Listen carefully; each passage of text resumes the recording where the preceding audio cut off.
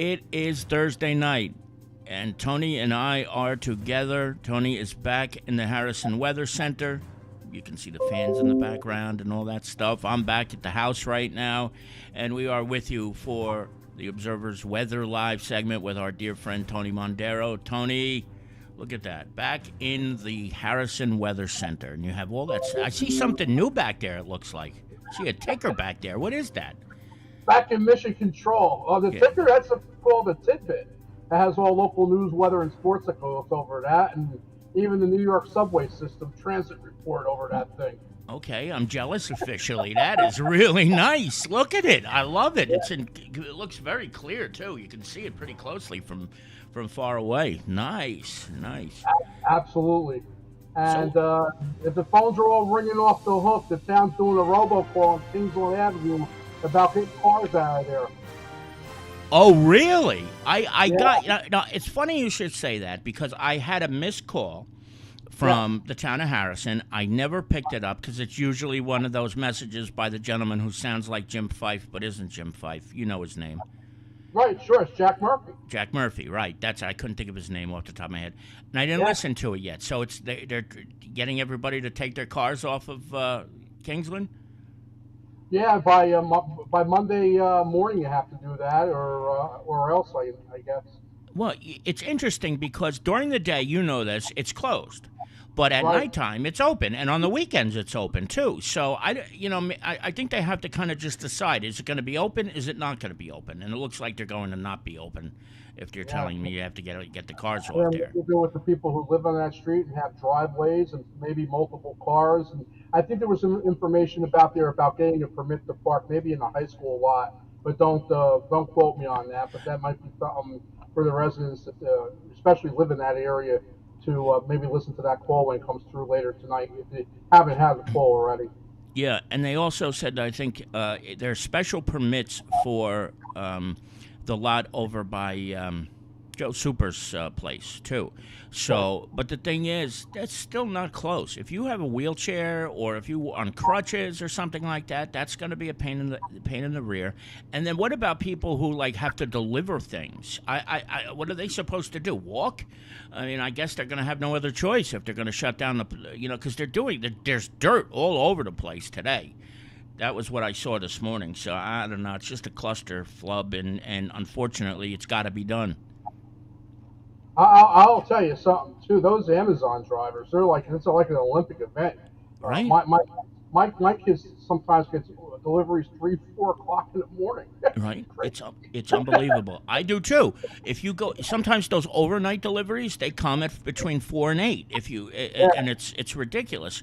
And this is my all-time favorite. The Amazon driver came about 4:45 a couple of weeks ago, right? And he rang the effing doorbell. And I just like, are you kidding me? And then he called when I didn't pick up, and I still didn't pick up the phone. And then he didn't deliver the package. Wow. Yeah, I guess he didn't want anybody to steal it. It's 4:45 in the morning, but who the hell is going to be awake at 4:45? Well, maybe you might be awake, but I'm not awake at 4:45 to go downstairs and pick up the package. And if I was awake, I'd be probably sitting in my pajamas. So I don't want to go downstairs and do that. I'm awake at that hour. I know. I don't. I'm afraid you never sleep. Honestly, I really don't think you do. Do you? And you know who has a better work ethic than I do is the North Arlington Borough Administrator. I've sent them emails at 3:30, quarter to 4 in the morning, and by 4 o'clock he's answered them. Is that right? Steve Lowakano, everybody. This guy's been doing it. He used to be the administrator in Hackensack. Now he's in North Arlington, and he seems to be able to go at 100 miles an hour. I don't know how he does it. And now you're telling me he sends emails at 4 a.m. Yes, a huge Yankee fan. Is he really? Season ticket holder over 40 years. We can forgive him for that, right? I mean, not everybody's perfect. Absolutely, and then one of the kindest guys too. He's a great guy. He's my boss, and how many people can say that about their boss? And good evening, everybody out there chiming in. I think I see Patricia was out there saying hi, and it was Bubbles, and even John John actually. Pino's here too, yes, and my Absolutely. buddy Ivan Anderson, who is up in Canada. He's watching us. He was fighting fires in a forest fire in New Brunswick, I believe. Ivan, I hope you're doing okay. If you have any updates, please let us know in the chat room. Yeah, and I haven't get those fires out because we'll have those smoke scares coming down not too long. Oh You my know, goodness. Do from you last remember? year. Do you remember how bad that was last year when those days in June where you couldn't even go outside? That was brutal. That was from Calgary, I think, though. Yeah, the one afternoon when it was orange outside Yeah, was the worst I've ever seen smoke in my 59 years at that time of my existence. I've never seen it that bad, where it was actually an orange haze outside, yeah. and you could see, and it was low to the ground. You have to have really right atmospheric conditions, called an inversion, to do that. For that smoke to Can go you out. explain that a little bit? How does air travel from Calgary, Alberta, to Harrison, New Jersey? I just cannot imagine why it doesn't dissipate after a while. It travels around the weather circulations around the jet stream, and when you have the inversion, so instead of when you go from the surface on up into the upper atmosphere, Hmm. temperature will decrease. And at this point, when you have an inversion, it's the opposite. It actually increases as you go up into the upper atmosphere. The temperature has lower temperatures and eddies, wind eddies on the lower part of the atmosphere. Wow. Did you say it's wind eddies? With eddies, yes, yes, eddies. Okay, I know. And what is that? Can you explain what an eddy is? Yeah. Yeah, it's almost like small little jet streams, or small little flows around the high and low pressure that Okay. drive the systems. Okay. Hmm. Ivan was just correcting me because I said New Brunswick. He's in New Brunswick, but the fire was in Quebec. So, and those fires are out, and he says he's doing well now. So I'm very glad to hear that. He's as good a firefighter as I've ever known in my life. And Thank you, Ivan. Thank you for your service. That's not an easy job. no, no, but he's as dedicated as they come, and he is also very, very in tune with the firefighters of the FDNY and September 11th, 2001. And that was how we got to know each other about Mhm. 14 years ago when I was doing a show on the internet. So it's good to see Ivan, and I'm grateful for his service too. Absolutely.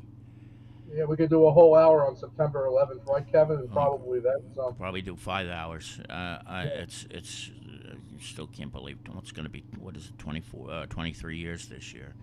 But yeah. I'm a so huge news junkie, so when right. that came through, I was able to do DVD. I have from the second plane going in for a whole week, 24/7, when CNN was CNN, Wow. nonstop coverage, You and I have it just recorded. kept loading tapes. So That's if my pretty daughter ever remarkable. wants to see that for real as it happened, I have it. That is pretty remarkable. That day, 23 years ago, Tony. Yes. I still feel like it was a week ago sometimes, like, and I sometimes look out at that monstrosity of World Trade Center 1, which I'll save that for another day, but I just can't believe how fast 23 years can go by.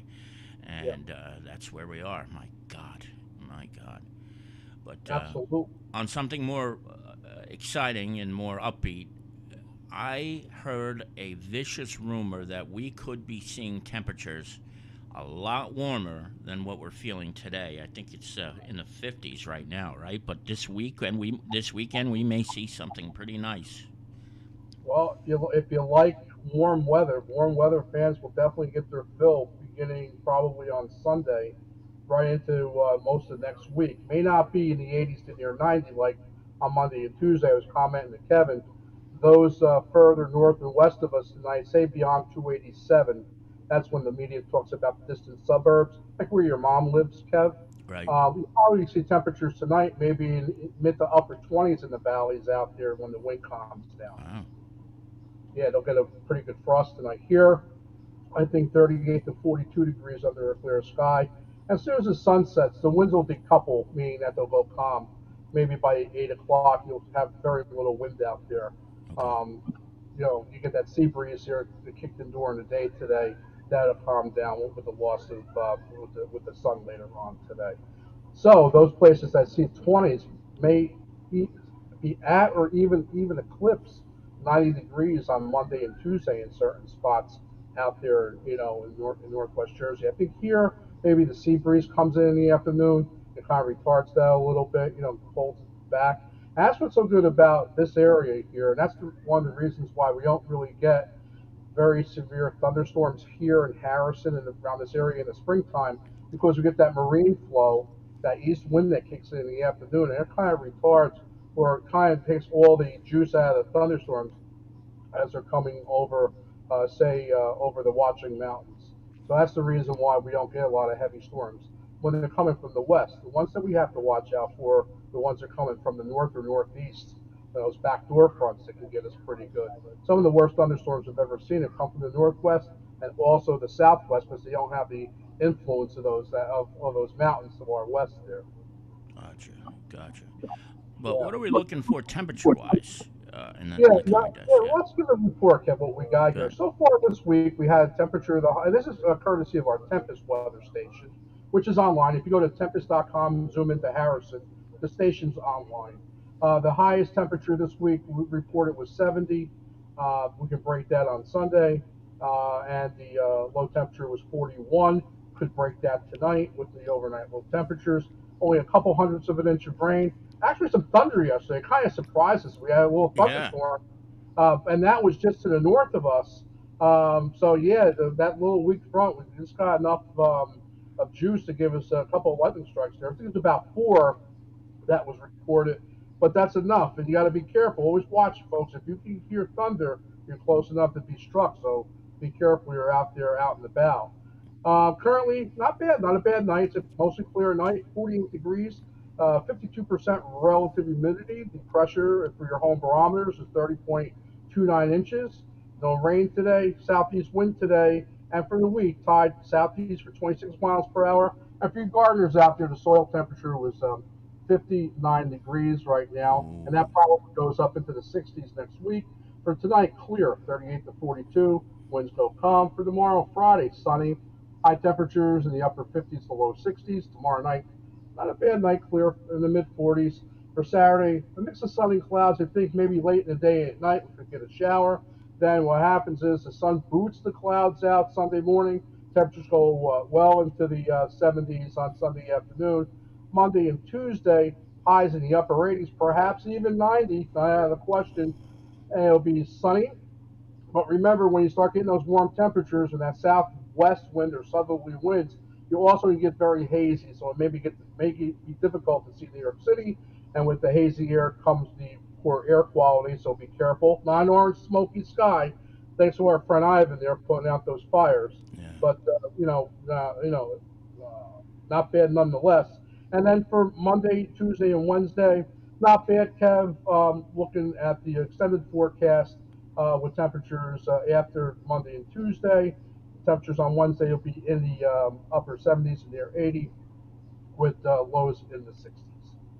You said that maybe by my mom's that they may possibly hit the 20s, and then a couple of days later in the 90s. Is a 70-degree skewer regular? Like that just doesn't happen much, right, Tone? No, it doesn't, and it's unprecedented when it does happen. When you get extremes like that, 90s early in the season, or we got low 90s. It's kind of very rare for this early that to happen, but it has happened before.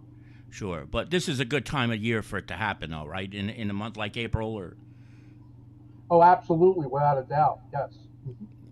if you're just joining us, Tony Mondaro, the Harrison Weather Center, is here with us. He's at the Weather Center today in downtown Harrison, New Jersey. I'm facing it right now, and we're probably like, if we could knock down all the houses in between the Harrison Weather Center and my house, we would almost line up. We would be very, very close to be like staring at each other right now. Well, But how do you like that? yeah, how about that? Yeah, but of course, I have to break the news right now. In a couple of weeks, June 15th, I'm moving back to Kearney.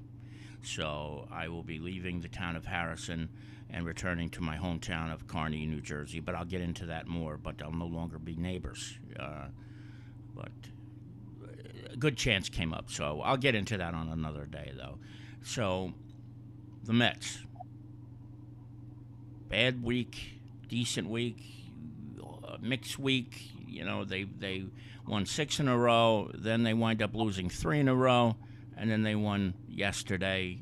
How do you feel? Are you still comfortable or with this start? You know, we had no expectations going in.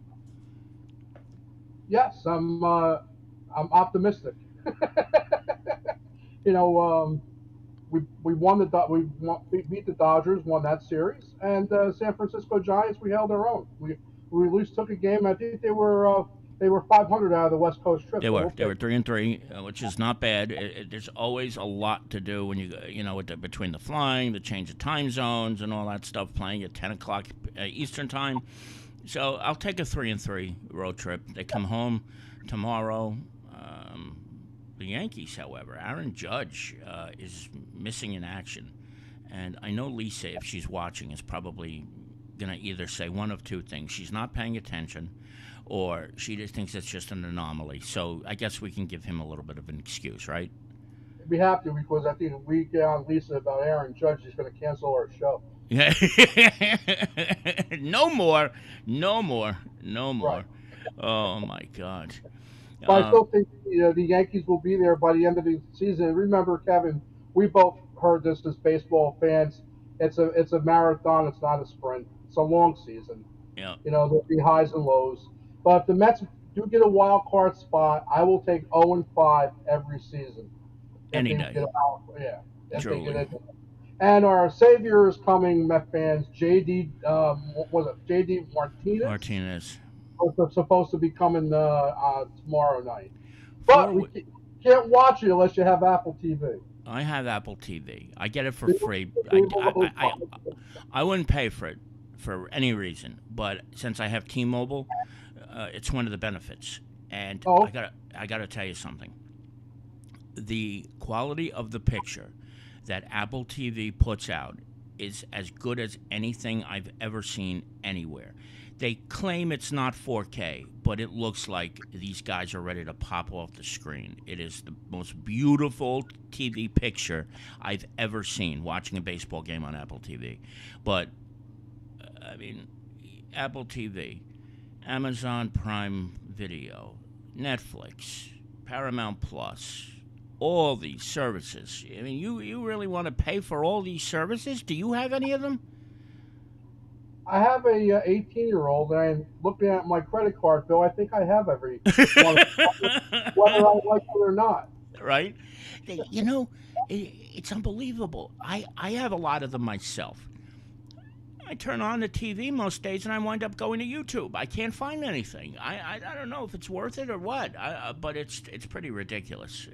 These different services and they're getting the prices keep going up. Netflix is $21.95 a month now. I've been binge watching the show Airline on A&E Okay, tell about me about it. there are people checking in and out of airports, and the flights being canceled. They're getting all ticked off. It's a fun watch. It's called Airline, and it's on A&E. And if you watch a couple of episodes, you'll be hooked. Really? Yeah, Okay. So yeah, it's it's good. just called Airline. Right, it's called Airline. Where do they film it? Is it all over the country or? Different airports. Yeah, yep. Uh, L.A., Midway, Columbus, Ohio. I don't think I've seen too many back east here, but it's an interesting show. Wow. Oh God. And you must see the gamut of people, right? Because I mean, Yeah, like the dredges of the earth seem to show up at airports for whatever the reason. absolutely. So right now, if it's not something related to the weather, which we do a lot of weather training on YouTube, a lot, because Yeah. now we're going into hurricane severe weather season, or my grass, my lawn outside. I'm a big green thumb guy, and now I don't know if I've ever told you this, but I'm a huge show of the show Emergency back in the '70s. Oh, still the best all these Yes, years later, right? 1974, I think it debuted, and it's still the best. yes, and very realistic for somebody who's on the job.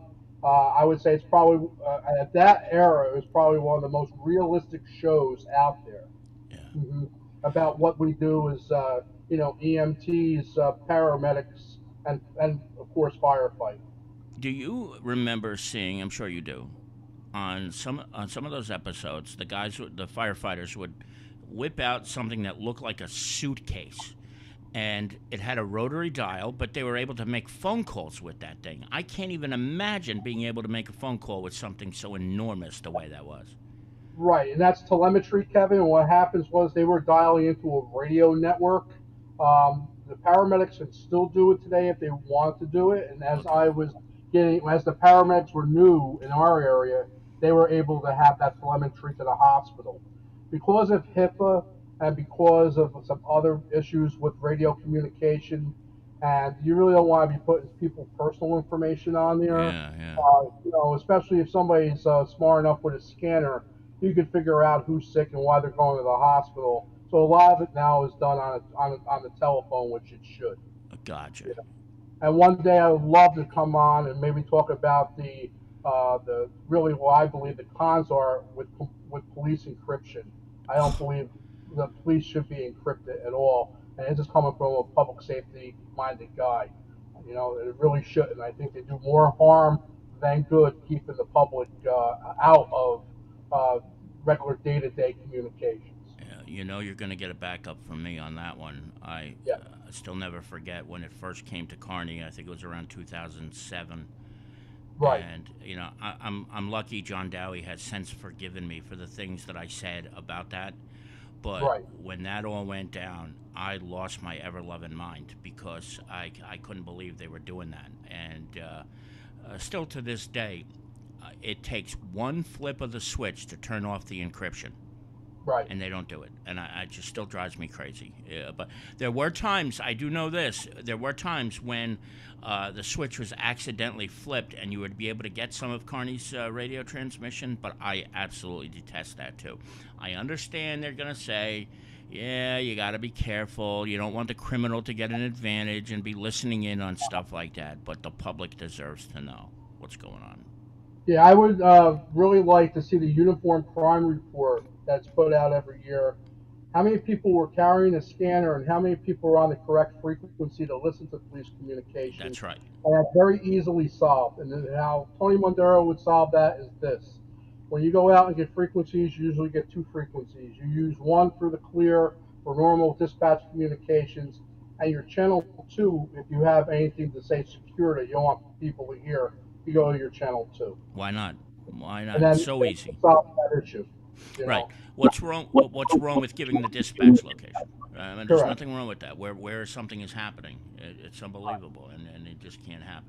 And As it an seems like as an active EMT, I would be very, very, very hesitant to be on an encrypted channel. I've been very boisterous about that. On radio systems. I'm on a group in New Jersey that's called Radio Reference right, that has right. a lot of information, and my name is plastered on there, Mondaro, and Phil Massey, retired North Darlington cop, used to call me Tony Mondaro, the walking editorial. He's got you pegged. Well, tell me this though. North Arlington, are they encrypted? The PD? I honestly don't know the answer. No, no, we're not encrypted. We are moving to that state system that they have out there. Right. So unfortunately, as we get deeper into the project, which is still a little ways away, you're not going to be able to go and buy $100 scanner no more to listen to the North Arlington Police. But right now, Mark Zidiak, one of the firefighters there, Mark he's in charge of that group now, and we're all in agreement that the police will be. I can't speak for the group right now, but I think they're leaning toward having it not encrypted dispatch, but an encrypted channel two, and we're keeping our old system in place too, like Belleville Fire has, like many departments have, because these are not fail-proof systems. Because back in 9/11, the New Jersey State Police had one of their antennas up on the one of the towers of the World Trade Center, the tower that had all the antennas. Well, Oh, when the tower fell, they lost their system, and the repeater system went to what they call fail-soft, which was talking radio to radio and not through the repeater. So we said to our town fathers when we already got the old system paid for, right. but they're not going to have the holes that we have with the old system, with the new system, because we tried breaking it already with test frequencies Yeah, there, yeah, yeah. and we're able to talk anywhere in North Arlington without having any issues at all. Which we have current dead spots, but now there's no current dead spots using that new system. We have some test groups on there. Wow. So I believe we're doing it the right way, where even our mutual aid, if they don't have the new radio, will still be able to communicate with us. Wow, that's pretty good. I'm glad to hear that. I really am. Wow. I never knew But that about the World yeah, Trade but Center something like either. that is not built, in a week. It takes many years to build that smartly. So you're not going to just like say, okay, this is what we're doing, put up some antennas, and then it's ready to go in a couple of weeks. Correct. Yeah. I don't know if you can. I always forget. You can see what's on the screen, right, where you are. You're talking about like the comments and stuff Yeah, like that. yeah. Ivan I, is I see that very, very, very in distance. It's probably distant. due to my eyesight. Ivan said in the chat room that there was a mass shooting 2 years ago, and the public wasn't notified, and 20 lives were lost. The Royal Canadian Mounted Police did not send out any warnings. Right. Jeez, what do you say to something like that? My God, that's just bad. And the RCMP is, as you know, is Canada's top law enforcement agency. So that's brutal. That is absolutely brutal to hear. And how about Kevin? Let's look at it this way. How about transparency? They want our public safety to be transparent these days. Right. And now, what happens if you're really involved? Say that you want to try to keep your neighborhood safe, and the police are chasing somebody down your street, and they starting to run through your backyards. Now, if you're able to listen to them and you can help them out, and you see the person in the backyard, but the police don't have an eye on that person, now you can call the dispatch and say, "Hey, look, they're in my backyard." If you're listening on an unencrypted radio, Absolutely. I just think the excuses to have an encrypted radio are not very well, or No, not very good. You know, I'll say it. They're pathetic, is what they are. They because the benefits far outweigh the negatives. They really absolutely, do, and yeah, that always reminded me too. Like even for the sake of people who do listen, if there's a crime taking place in your personal neighborhood, you would correct. want to know and be able to make sure your doors are locked. I mean, your doors should be locked anyway, but those are things that people should know. Maybe we can talk to Scott McPhee, the new police chief in Kearney, and ask him to switch off that damn encryption. It's definitely possible. Probably if we have any people who are out there from law enforcement who want to come on one week and debate the topic, I think that would be great. I think it would be too. It would be. I think we'd get a lot of people on our side though, so we couldn't debate each other. But Right. Ivan is saying that in that case, people didn't realize the shooter was in the area. Innocent lives were lost, and worst of all, he was dressed as a Royal Canadian Mounted Police officer. Right. I mean, that is something. That's that's a very valid point too. When you think about it, you got a guy who is out there, and this is not the first time. I'm sure that somebody who was a bad guy was dressed in a uniform that would make people think he was a good guy. So that's the kind of thing people would need to know about. I mean, and it's certainly possible. People have stolen uniforms. They go to the dry cleaners and they pick up somebody else's when they see it in the rack. So Right. we could debate this for 45 minutes, hour, 2 hours, but we're not going to. Absolutely. Yeah, but it's the truth. Imagine that the guy's dressed. Mhm. You've seen an RCMP uniform too. I mean, that is as menacing a uniform as there is. And imagine that guy dressed that way would turn on people and murder 20 people. Good God. Ivan, where was that, if you could? Tell us in the chat room. My goodness. Now, if you're just joining us, Tony Mondaro's here with us. So what's the weekend look like? You ready for this weekend? It's air conditioner weekend. If you look behind my shoulder, turn, you'll see the fan. That's a replaced with an air conditioner by Saturday noon. And the air conditioner that goes in there, Kev, being carried from a lower floor is pretty heavy. Oh, So, I, God. so I may have a back brace when I'm sitting here next week. Okay. Have to Oh, do full traction. wow. Wow. So what's the, what kind of air, what is it? How many BTUs does this thing kick out? It's a lot. I don't know if it's. I don't know about BTUs, Kev. That's a good question. It But makes it cold in there, though, doesn't it? whatever it's got to be. Yeah, because if I left this room unstable with 80 to 85-degree ambient temperature outside. Easily in here, it's over 120. Oh my Easy. God. Oh And these goodness. computers will all start blowing out. Yeah. You're on the third floor of the house, is that right? Or Yes. yeah. Okay. Oh my goodness. Yeah. Yeah. All right. It's got to be at least 15,000 BTUs then, if that's the case. Probably more, because Well, these it's little heavy. five, these 5,000, the small ones that people put in their bedrooms and they think it's going to cool off the whole house. Those are 5,000 and they're useless. They're puny little wastes of money, is what they are. That was Tony, great. I like that. That was great. truly, truly. And listen, I love doing this. And I'll tell you what, on a Thursday night, I think we were a little more raw than we would be on Friday at 1:30, right? Absolutely. Yep. And, And now everybody can see me moving around and stuff. We're not freezing up, and it's better. I'm more relaxed. I don't have to worry about the buzzer ringing and running out the door. And you're hearing because every phone is disconnected. That's why you don't hear the phones ringing here. All what, our phones you turn them off when you go on the air? are. Absolutely. Look. Look at that. Look at that. Does that have one of the old bells on it that when it rings?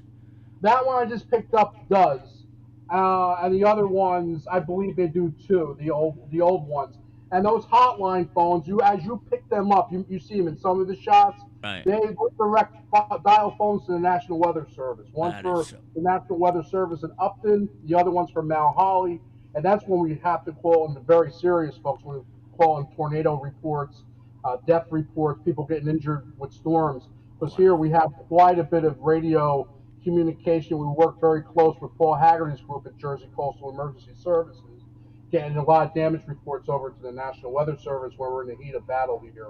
Wow. Wow. Yeah, I think yeah. somebody once accused you of having a direct line to the Kremlin with that red phone too, right? I mean, that's Probably have you get some people are they accuse you almost of anything. So yeah, maybe the Kremlin. yeah, yeah, yeah, yeah, definitely. Because you like to hang out with the Russians. I know that. I mean, it's all right. We don't have to let anybody know, though, right? What do you say we do this 1 week from today again? Absolutely.